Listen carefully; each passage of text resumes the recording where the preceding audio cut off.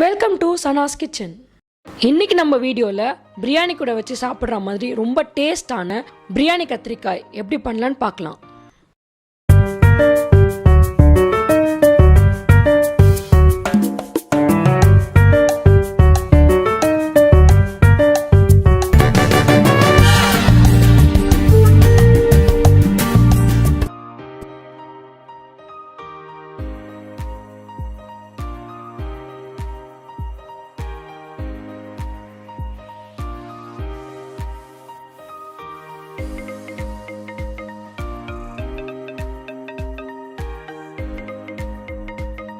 இப்போ பிரியாணிக்கெல்லாம் கூட வச்சு சாப்பிட்ற மாதிரி ஒரு டேஸ்டியான பிரியாணி கத்திரிக்காய் பண்ண போகிறோம்.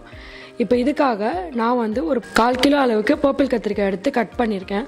உங்களுக்கு என்ன ஷேப்பில் வேணுமோ கட் பண்ணிக்கலாம். சில பேர் நீட்டை வாக்கில் கட் பண்ணுவாங்க. நான் கொஞ்சம் சின்ன சின்னதாக கட் பண்ணியிருக்கேன். இதை கட் பண்ணி தண்ணியில் ஊற வச்சுருக்கேன். இதுக்கு ஒரு பெரிய வெங்காயம் கட் பண்ணி வச்சுருக்கேன். 2 பச்சை மிளகா, ஒரு தக்காளி, ஒரு பெரிய தக்காளி எடுத்து வச்சுருக்கேன். கத்திரிக்காய் செஞ்சு முடித்தோடனே லாஸ்ட்டாக கொஞ்சம் கொத்தமல்லி தூவணும். அதுக்காக கொஞ்சம் கொத்தமல்லி ஆஞ்சி வச்சுருக்கேன். இந்த பிரியாணி கத்திரிக்காய்க்கு ஆட் பண்ணுறதுக்கு ஒரு ட்ரை பவுடர் ஒன்று ரெடி பண்ணணும். அதுக்காக நான் ஒரு கப்பில் 3/4 வாசி பச்சை வேர்க்கடலை எடுத்திருக்கேன். இதை நம்ம லைட்டாக ரோஸ்ட் பண்ணிக்கலாம். ஆயில் எதுவுமே போடாமல் அப்படியே ட்ரை ரோஸ்ட் பண்ணணும்.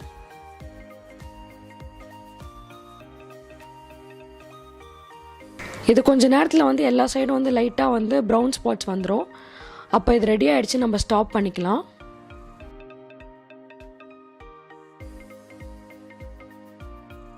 இப்போ வேர்க்கடலை நல்லா ஃப்ரை ஆகிடுச்சு. இது கூட கொஞ்சமாக வெந்தயம் ஆட் பண்ணிக்கிறேன். ஸ்டார்டிங்லேயே வெந்தயத்தை ஒன்றா போட்டுறாதீங்க, ஏன்னா வெந்தயம் கொஞ்சம் சீக்கிரமாக ரோஸ்ட் ஆகிடும்.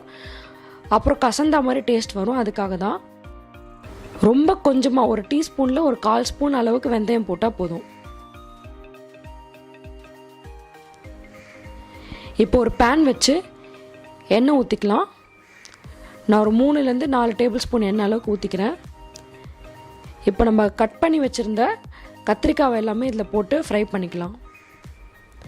இந்த மாதிரி நம்ம கொஞ்சம் எண்ணெயில் கத்திரிக்காவை முன்னாடியே ஃப்ரை பண்ணி எடுக்கும்போது கத்திரிக்காய் கொஞ்சம் சாஃப்டாக வெந்திருக்கும். சில பேர் கத்திரிக்காய் செய்யும்போது உள்ளெல்லாம் வேகாத மாதிரி ஒரு மாதிரி இருக்கும் அப்படின்னு சொல்லி சாப்பிட மாட்டாங்க. நீங்கள் இந்த மாதிரி முன்னாடி எண்ணெயில் போட்டு ஃப்ரை பண்ணி எடுத்திங்கன்னா நல்லா சாஃப்டாக வெந்துடும்.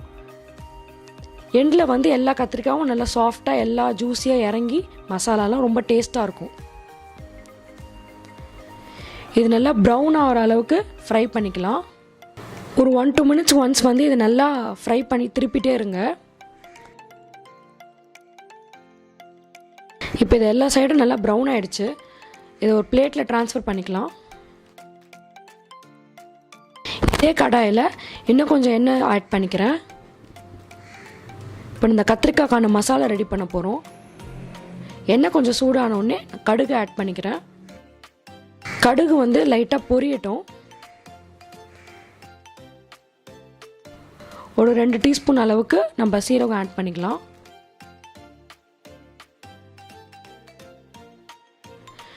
கூட கொஞ்சம் மிளகு ஆட் பண்ணிக்கலாம். இந்த ரெசிபிக்கு மிளகு பவுடராக சேர்க்காதீங்க, மிளகா ஃபுல் மிளகா சேருங்க. அப்போ தான் டேஸ்ட்டாக இருக்கும்.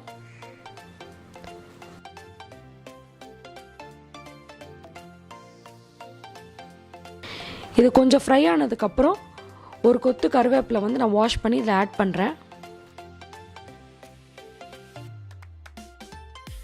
இது நல்லா எண்ணெயில் வறுப்பட்டு கொஞ்சம் ஸ்மெல் வரும். அதுக்கப்புறம் ஆனியன் கட் பண்ணி வச்சதை கொஞ்சம் கசக்கின மாதிரி நம்ம இதில் ஆட் பண்ணிக்கலாம்.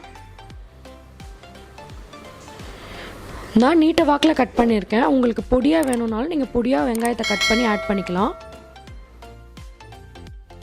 வெங்காயம் சேர்த்து நல்லா ஃப்ரை பண்ணுங்கள், கொஞ்சம் ப்ரௌன் ஆகணும். இது கூடவே கொஞ்சமாக நீங்கள் உப்பு ஆட் பண்ணிங்கன்னா சீக்கிரமாக வெங்காயம் ப்ரௌன் ஆகிடும், நல்லா ஃப்ரை ஆகிடும்.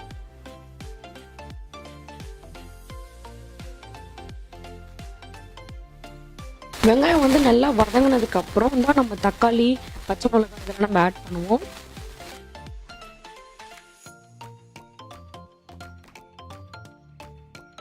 இப்போ வெங்காயம் நல்லா வதங்கியிருக்கு.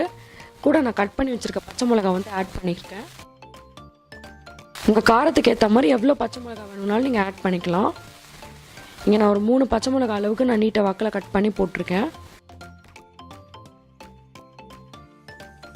இந்த வெங்காயமும் பச்சை மிளகாவும் நல்லா வதங்கினதுக்கப்புறம் இஞ்சி பூண்டு பேஸ்ட் வந்து நான் 1 டேபிள் ஸ்பூன் ஆட் பண்ணுறேன்.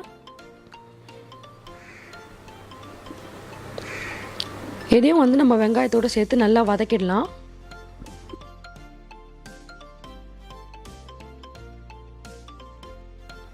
வெங்காயம், பச்சை மிளகா, இந்த இஞ்சி பூண்டு பேஸ்ட் இதெல்லாம் நல்லா வதங்கினா தான் நல்லா டேஸ்ட் கொடுக்கும். கூட வந்து இப்போ நான் வந்து மிளகாத்தூள் ஆட் பண்ணிக்கிறேன். நாங்கள் இதிலே வந்து தனியாக சேர்த்து அரைச்சிருப்போம், அதனால் நான் 1.5 டேபிள் ஸ்பூன் மிளகாத்தூள் வந்து ஆட் பண்ணியிருக்கேன். கொஞ்சமாக மஞ்சள் தூள் ஆட் பண்ணிக்கிறேன்.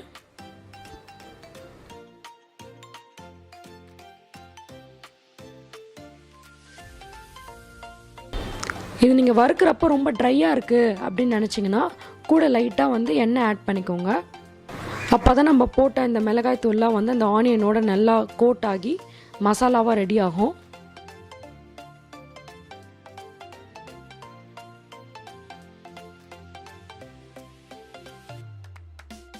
இந்த மிளகாய் தூள் ஸ்மெல்லெல்லாம் கொஞ்சம் கம்மியானதுக்கப்புறம் நம்ம வந்து தக்காளி ஆட் பண்ணிக்கலாம்.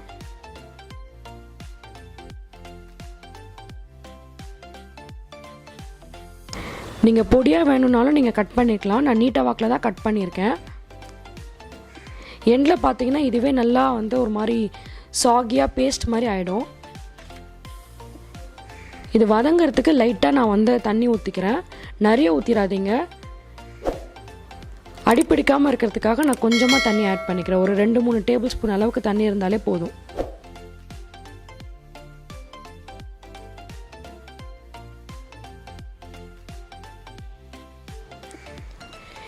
இது லைட்டாக வதங்கிடுச்சு. இப்போ நம்ம ஆல்ரெடி எண்ணெயில் வந்துட்டு வதக்கி வச்சுருந்த கத்திரிக்காவை இதோட ஆட் பண்ணிக்கலாம். இந்த ஸ்டேஜில் நீங்கள் கத்திரிக்காய் கூட ஆட் பண்ணி நீங்கள் வதக்கி விட்டுட்டே இருந்தீங்கன்னா நம்ம ஆட் பண்ண மிளகாத்தூளோட டேஸ்டெல்லாம் வந்து இந்த கத்திரிக்காயிலே நல்லா இறங்கும்.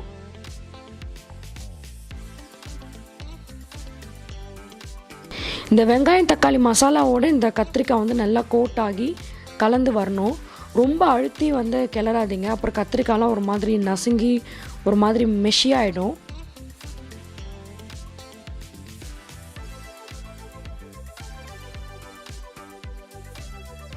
இப்போது இந்த கத்திரிக்காய்க்கு தேவைப்படுற அளவுக்கு உப்பு ஆட் பண்ணிக்கிறேன். ஆல்ரெடி வெங்காயம் வதங்கிறதுக்கு கொஞ்சமாக ஆட் பண்ணியிருக்கேன். இப்போது இந்த மற்ற மசாலா அதுக்கப்புறம் கத்திரிக்காய்க்கு கொஞ்சமாக நான் ஆட் பண்ணிக்கிறேன்.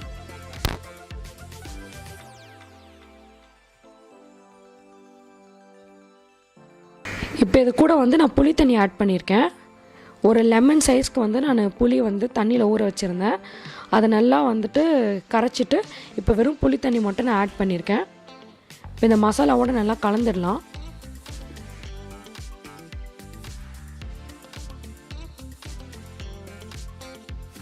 எனக்கு இது வந்து கொஞ்சம் செமி கிரேவியாக வேணும், ரொம்ப ட்ரையாக இருக்க வேணாம். அதனால் நான் கொஞ்சமாக தண்ணி ஆட் பண்ணிக்கிறேன்.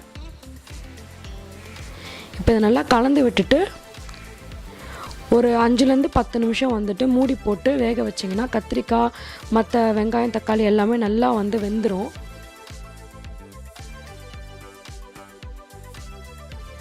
இப்போ நான் அந்த வேர்க்கடலை அதுக்கப்புறம் வெந்தயம் வந்துட்டு நான் பவுடர் பண்ணி வச்சுருக்கேன். அந்த பவுடர் வந்து நான் இதில் ஆட் பண்ணிக்க போகிறேன். தண்ணி எதுவுமே நான் ஆட் பண்ணல இந்த பவுடர் அரைக்கிறப்ப. நீங்கள் ட்ரை ரோஸ்ட் பண்ணுறப்ப எள்ளு வேணும்னா கூட ஆட் பண்ணிக்கலாம். வெள்ளை எள்ளு, கருப்பு எள்ளு எது வேணால் ஆட் பண்ணிக்கலாம். இந்த கத்திரிக்காய் நல்லா வெந்திருக்கு. மேலே வந்து பார்த்திங்கன்னா நல்லா எண்ணெய் பிரிஞ்சு வந்திருக்கு. இப்போ இந்த ஸ்டேஜில் வந்துட்டு நம்ம வந்து அந்த பவுடர் வந்து இதில் ஆட் பண்ணிக்கலாம்.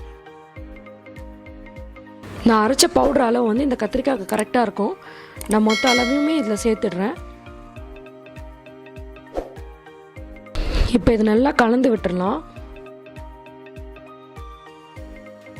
கலந்து விட்டுட்டு இன்னொரு 5 நிமிஷம் நீங்கள் மூடி போட்டு வச்சிங்கன்னா இந்த பவுடரோட டேஸ்ட்டு இந்த மசாலா நல்லா இறங்கிடும். ஆல்ரெடி கத்திரிக்காயெலாம் ஒரு 10 நிமிஷம் நல்லா வெந்திருக்கு.